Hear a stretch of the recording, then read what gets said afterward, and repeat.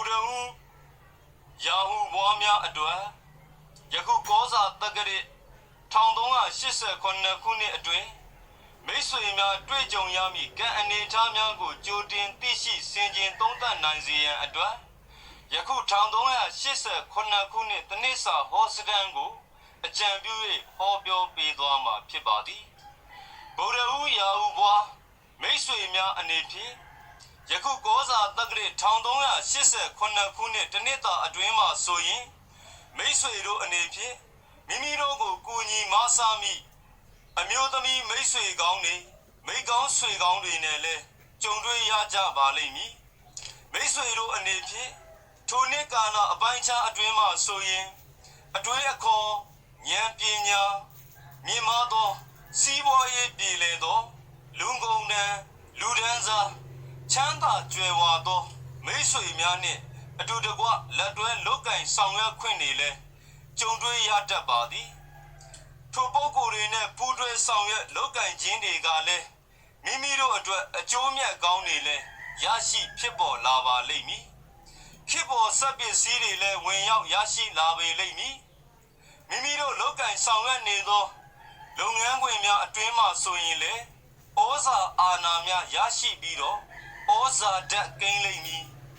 မိမိတို့၏လက်အောက်ငယ်သားများ၏အကူအညီအထောက်ပံ့များလည်းရရှိဖြစ်ပေါ်လာပေလိမ့်မည်ဝန်ထမ်းများအဖို့ထိုနှစ်ကာလအပိုင်းခြားအတွင်းမှာဆိုရင်အထက်လူကြီး၏မဆာမှုတွေလည်းကြုံတွေ့ရပေလိမ့်မည်ပစ္စည်းဥစ္စာများလည်းရလွယ်မည်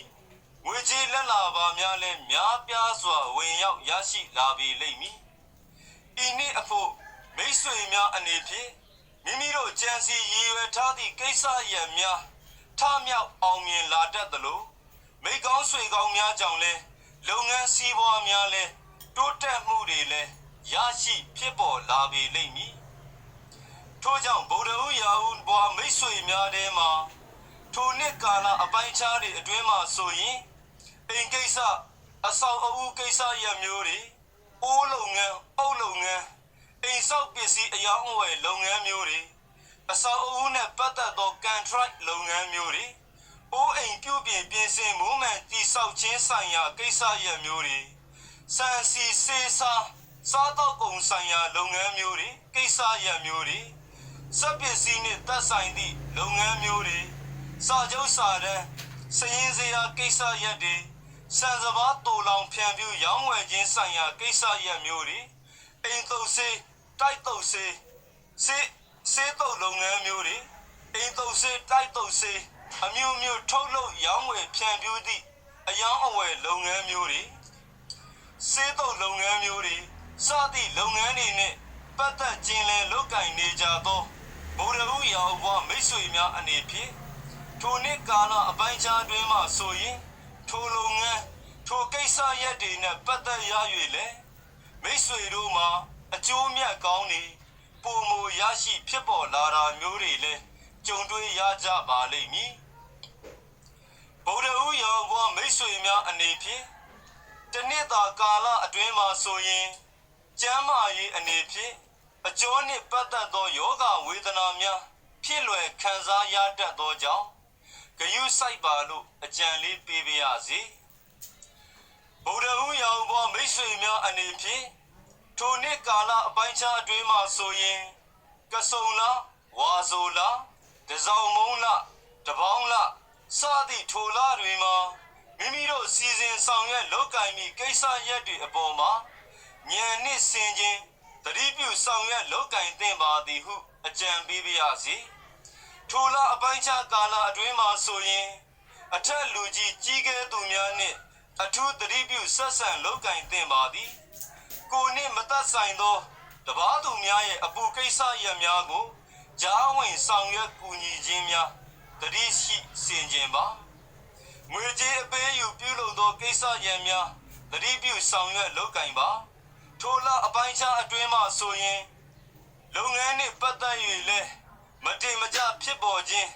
ထင်မှတ်မထားသောလွဲချော်မှုတွေလည်းပေါ်ပေါက်ခြင်းတို့ကြောင့်စိတ်ပက်ရခြင်းဒေါသထွက်ရခြင်းတွေလည်းဖြစ်ပေါ်တတ်ပါသည်ထိုလအပိုင်းခြားတွေအတွင်းမှာငွေကြေးရင်းနှီးမြုပ်နှံမည့်ကိစ္စရပ်များ